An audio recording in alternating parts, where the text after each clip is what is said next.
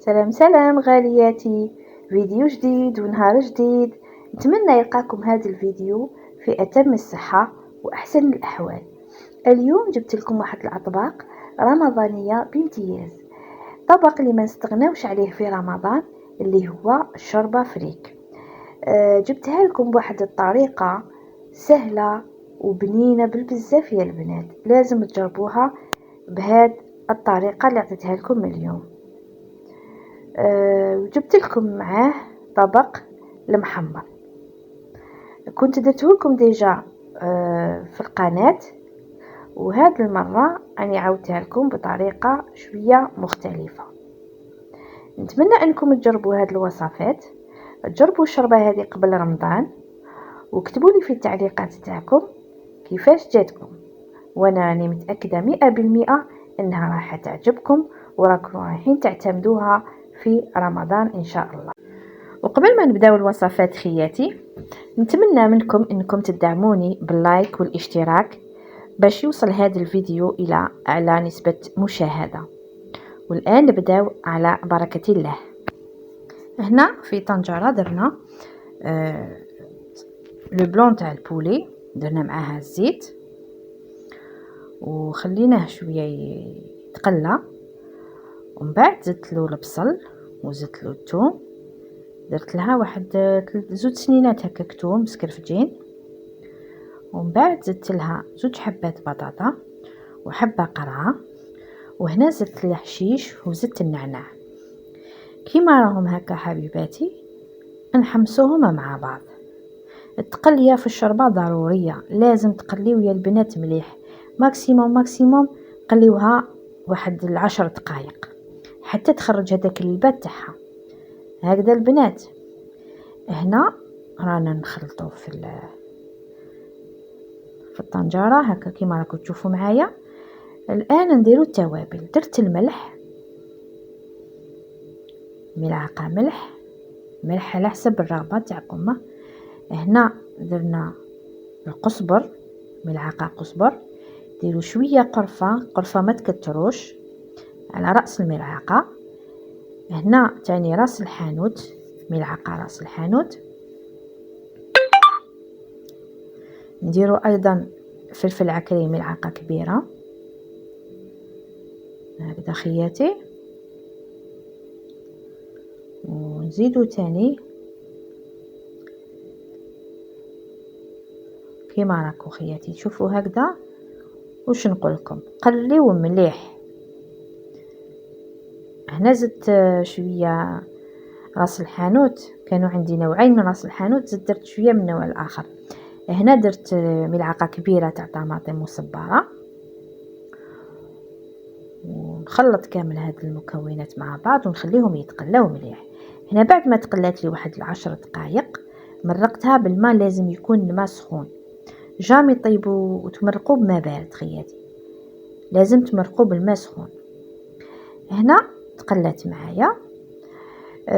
الفريك عندي نستعمل ندير 2 فناجل هكذا كيما راكم تشوفوا معايا تاع الفريك، نشلوه مليح ونستعملوه.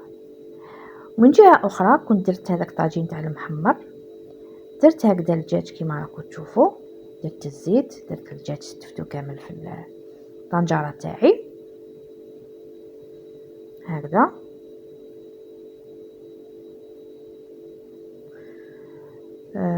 هذا الطاجين يجي بنين يا البنات، اتمنى انكم تجربوه.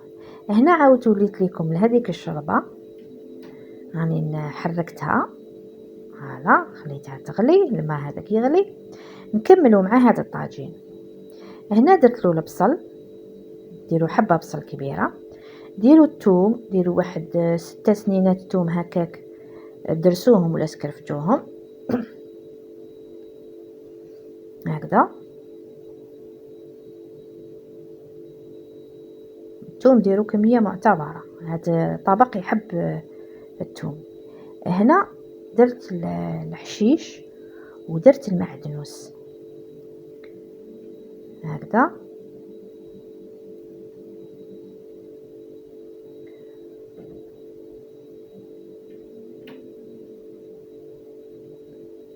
خليتهم هنايا يتقلاو مليح، ديروه يتقلى هكذا كيما راكم تشوفوا. ومن بعد نديروا له كميه تاع الملح. الملح ما تكتروش البنات خاطر راح نزيدوا له الزيتون. هكذا نديروا له شويه ملح، نزيدوا له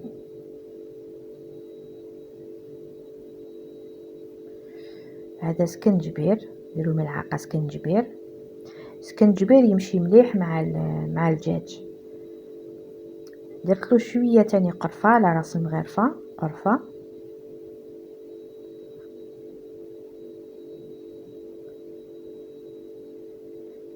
وزيدوا له تاني خياتي كيما راكم تشوفوا معايا هكذا. هذا الطبق لازم يتحمر مليح. هذا الدجاج حمروه البنات. هنا زدت له تاني ملعقه صغيره كركم.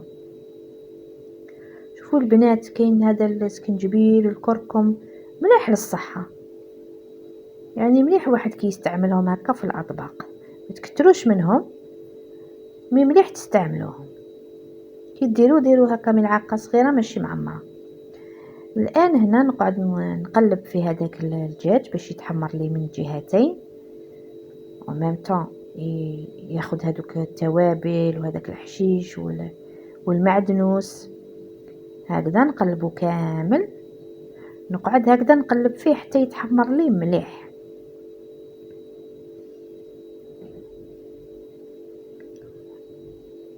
هذا هنا خياتي عاودت وليت لكم لهذيك الشربه. هاد الشربه يا البنات روعه، لازم تجربوها. هاد الشربه جربوها قبل رمضان وتشوفوا واش راني نحكي. هكذا هنا بعد ما الماء بدا يغلي معايا درت الفريك هذاك اللي كنت شللته مليح، هكذا قطرته نرميه لداخل. حركي مليح هذيك الشوربه تاعك. الفريك هذاك مره على مره حركيه باش ما يحبطلكش للتحت ويتحرق لك، مره على مره حركيه. بعدا هذوما القدرات هذوما تاع الطين تخافيهم يلصقوا، الوغ كي تكونوا طيبوا حركوا مره على مره، حركوه هكذا. خلوها تغلي مليح. هذاك الطاجين تاع الدجاج راهو تحمر معايا هنا. الدجاج هذاك خدا لون ذهبي.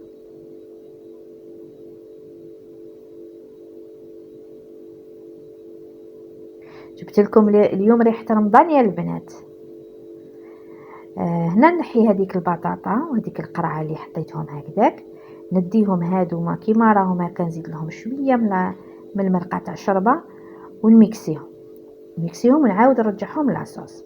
هنا كانت عندي حميصه، انا هاد الحميصه كانت طيبه ودايره خبيتها في الكونجيلاتور، نرميها يعني مع الاخر. وخليوها يا البنات تكتك هكا. زيدوا لها شويه حشيش والنعناع، سورتو النعناع ضروري. اللي تحب الشوربه تاعها تجي بنينه دير لها النعناع البنات. ومع الاخر اللي عندها النعناع اليابس ترمي لها مع الاخر نعناع يابس، تعطيك مذاق تشميها من بعيد. هنا ولينا خياتي لهذاك الطاجين درت له الزيتون. هذا الزيتون غليته 3 خطرات باش نحالو كامل هذاك الملح تاعو